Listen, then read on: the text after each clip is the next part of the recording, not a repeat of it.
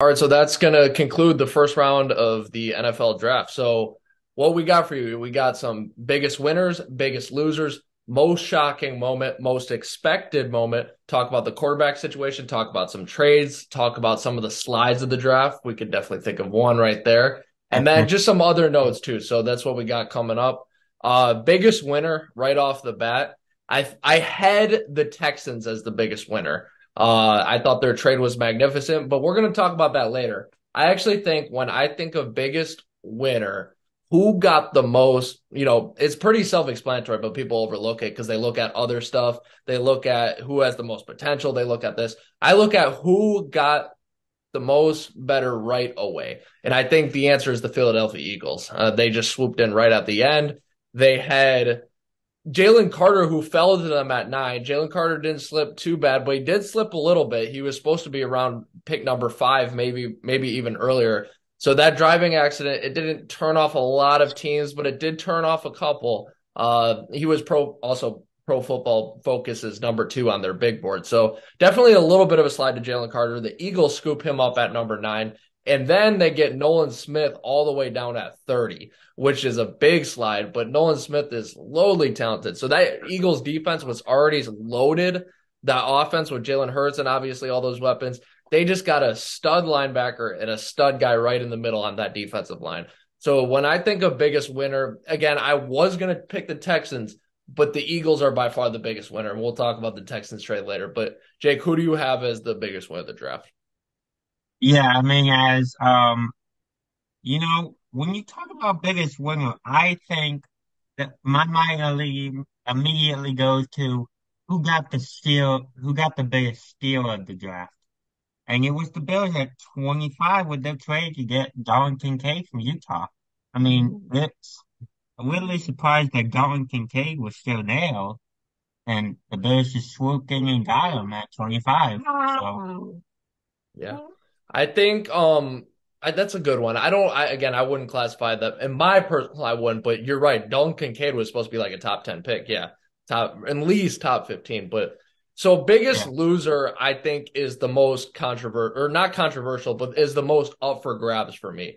There's really three that I thought about. Number one was Will Levis, of course, which I thought about, but I actually saved him. I think he fits better for another section of this video. So I'm gonna save him for that. Another loser I thought was kind of the running backs reaching, and you're going to see this in a little bit. The Falcons at number 8 at Robinson. I did not like that pick. I don't know what Arthur Smith's thinking about. So you draft Desmond Ritter. You almost think about leaving Desmond Ritter. You have some of what of an offense, not really. No more Calvin Ridley.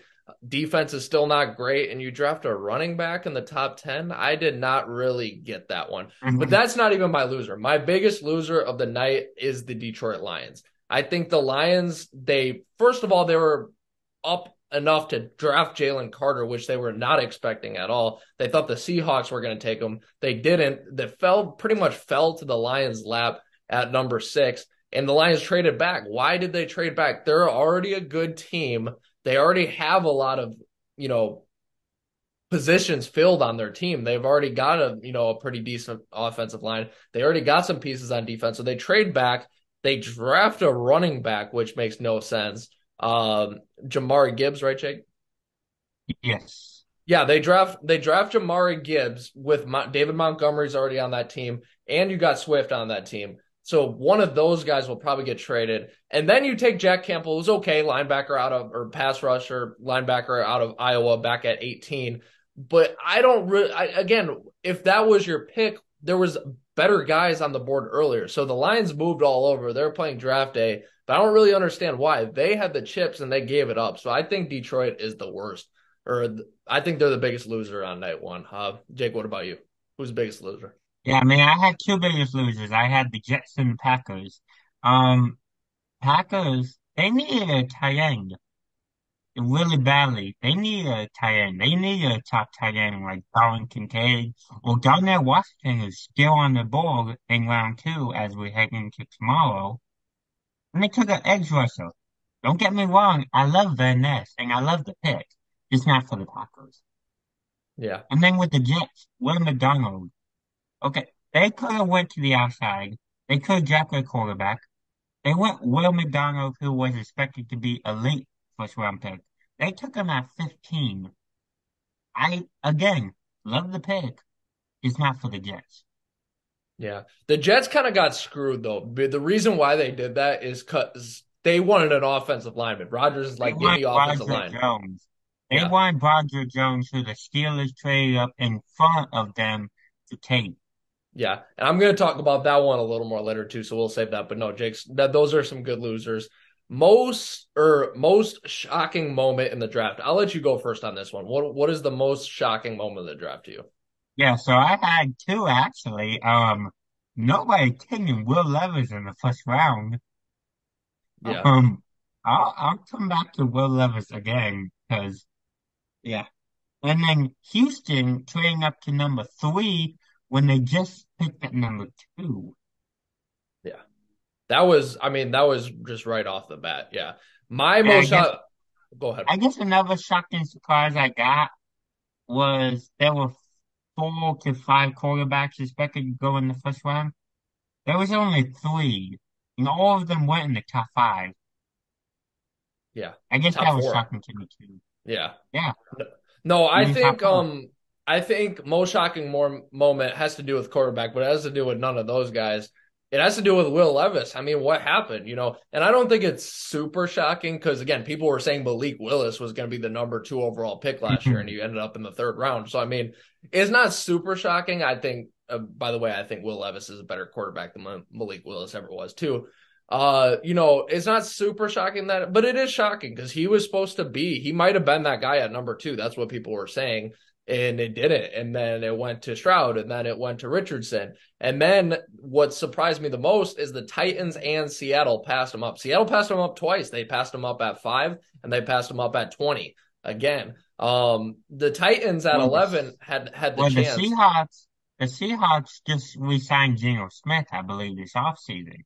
Yeah, but So if also they had just re-signed Geno Smith, they wouldn't have taken a quarterback, no matter what. I strongly disagree with that. Geno Smith is in Mm. his 30s and he had a decent year last year, but you got to put when you're drafting a quarterback, you're not okay. You know how I said with the Eagles earlier that who got the most better? That's true, but when it's with a quarterback, it's a little bit different because Will Levis, you're planning for the future. You're not planning just for 2023. And I don't think Geno Smith is the future there. But as I was saying though, I think Seattle and Tennessee really surprised. I'm a Titans fan. I wasn't a fan of Will Levis at 11. I'm glad we didn't get him. But now if he's open in the second round, yes, I have no problem with Will Levis. I just didn't think he was a top 10 fit. So I feel bad for him that he slid this far, but truly he is going to his true fit, unlike with Trubisky and all them got way overdrafted. And I wish him well. I do wish him well. So most expected moment? I'll go first on this one. I think the most expected moment in the draft was Darnell Wright going to the Bears at number 10. Not that it was necessarily supposed to be him. It could have been the kid from Northwestern who went to Tennessee also. But I think the Bears getting Wright or just getting an offensive lineman, they had to get an offensive lineman. They've been building in free agency through with defense and all that. They've been building with these other pieces. Yes, there was a couple ways they could go. I really didn't like much of the receiver options in this draft. I think that was the right decision and the most expected decision, which is why some Bears fans aren't too happy with it because it's a little boring, but I think it was the right decision. Jake, what was your most expected moment? Yeah, I mean, I got two expected moments here. I got obviously Bryce Young going number 1 overall. I mean, everybody expected that. Everybody knew that was going to happen. Um, I mean, so, and the other one I got is I Not you totally though, agree not with. you, but yeah. Now me, I thought it was going to be Will Levis, Yeah. and he ended up not getting drafted. Right. So, and the other one, I totally agree with you. Garnett White going to the Bears. The Bears were going to draft an offensive tackle no matter who it was. And I mentioned that in my game of the week last week. So, they were going to draft an offensive tackle no matter who it was. Yeah. So next up, we got the quarterback situation. I just wanted to touch on this a little bit because we've already touched on it with Will Levis. But like Jake said, he raised an important point also is that people are going to gloss over. 3 of the first top 4 picks were quarterbacks, and that was not expected at all, which is interesting. And I think it throws all the other fringe quarterbacks, Stetson Bennett, the kid from TCU, Hendon Hooker. It throws them all for a loop, and I think they're all going to get pushed back a little more than when they were supposed to get drafted because Will Levis is still on the board. So Mm. I think with one quarterback getting pushed back in the draft, this will happen sometimes. If something goes wrong, everything gets pushed back. So yeah, I think you're going to see that with the quarterback situation. This was very interesting. A lot of people did not know how the quarterbacks were going to land. They landed the way, you're playing musical chairs. There was three chairs, four guys were around it. Will Levis got hit. Anthony Richardson took that chair and yanked it away from Will Levis at the last second. And that's kind of the musical chair. So now it's the second round of musical chairs. Is Will Levis, Stetson Bennett, and all those guys playing? Who's going to get their chair yanked, though? We'll just have to see. But that's kind of how I see the quarterback situation shaking out. What about you, Jake?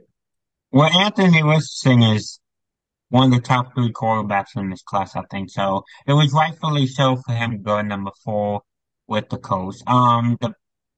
Maybe the biggest surprise in the quarterback situation I had was Bryce Young and CJ Stroud going back to back at 1 and 2. I think without for sure CJ Stroud was going to fall to maybe the Tennessee Titans at 11. Yeah. Yeah, I did too. I mean, well, I thought that the whole plan was to get, and funny enough, this leads into our next subject, the trades. The whole plan was to get CJ Stroud, to the Titans at And 3. Will I heard there, Anderson. yeah, and I heard there was rumors with Hopkins maybe being involved with the Cardinals, but that didn't happen. So, anyways, two trades that happened this draft that are the most consequential to me. Number one was the Houston Cardinals trade that I was going to talk about earlier, but then the Eagles Oh went yeah. ahead and had a great draft. So I didn't mention it, but this is a great trade for both because the Cardinals got a boatload of picks. They got 2 first rounders, a second and a third rounder in total from this year to next year. They get to build, especially if Kyler Murray does not pan out. This is going to be year 5 for him. They may be looking for a new quarterback of their own. So they get that. But more importantly, Houston Texans finally get an identity. They finally are back on their feet because nobody's been going to games. Nobody knows what the direction the franchise is. Okay, so you're going to draft Will Anderson, but what are you doing? Like now Houston puts their foot on the gas. Colts, Titans, you want your quarterback? You're not getting it. I'm going to put my foot on the gas. I'm going to take CJ Stroud at number 2. And then at number 3, I'm going to go ahead and draft Will Anderson, who was, we were supposed to get anyways. And we're going to take him anyways and get CJ Stroud. So they're building the defense. They got their quarterback. I was never the hugest CJ Stroud fan, but you know what? Let's see what happens. The Texans, I think the biggest moment is them finding their identity. And also, just real quick, I want to touch on the Steelers Patriots trade that we talked about a little earlier. Yes. Getting Broderick Jones, that was very underrated in the middle of the draft because it did screw over the Jets and it screwed over any other team looking for an offensive tackle. I think Minnesota might have been looking for it later, and they had to settle for a wide receiver. That was a great trade by the Steelers, and Mike Tomlin gets his guy. What trade stuck out to you, Jake?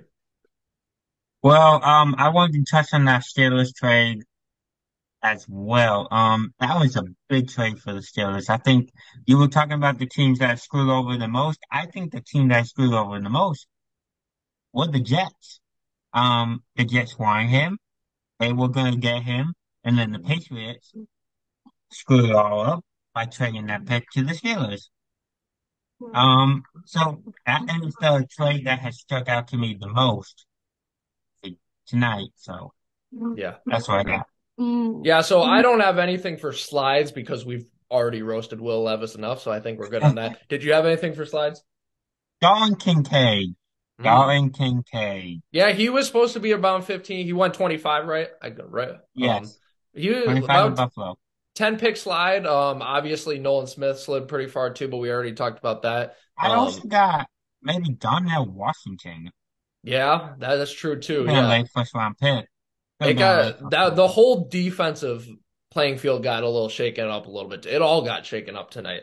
So that just last quick side tidbits, other things you enjoyed. I'll go really quick here. I thought it was funny. The Jets had the Ukraine flag in their background. I don't understand why in their war room. But you know what? Support Ukraine. There you go. What I thought was really cool is the walk up where the players were walking out. When I first saw Bryce Young in that room, like with all the logos and Oh the yeah, me teams, too. That was pretty cool, that walk up. Yeah, it was. And then a couple more things. All the Chiefs fans and Reds, like usually you go to the draft and it's the home team and you'll get some big cheers. But like if you saw them pan to the crowd all the times, it was all red. So way to represent Kansas City, Missouri.